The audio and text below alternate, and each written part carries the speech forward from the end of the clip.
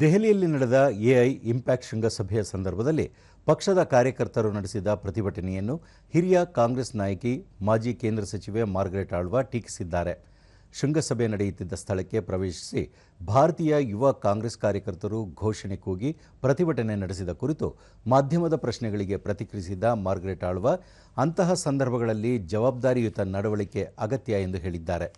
ಅಂತಾರಾಷ್ಟ್ರೀಯ ಸಭೆ ಸಮಾರಂಭಗಳ ಸಮಯದಲ್ಲಿ ಘನತೆ ಹಾಗೂ ಶಿಸ್ತನ್ನು ಕಾಪಾಡಿಕೊಳ್ಳಬೇಕು, ಜವಾಬ್ದಾರಿಯ ಪ್ರಜ್ಞೆ ಇರಬೇಕು ಎಂದು ಅವರು ತಿಳಿಸಿದ್ದಾರೆ.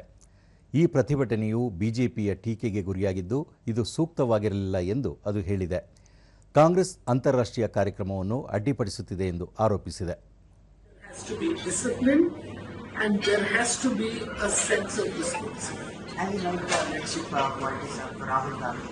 What? Rahul Gandhi's leadership for our politics. You like it or not? He is a leader. He is accepted by the masses. He has a great contribution to make, and I congratulate him on the courage with which he is fighting.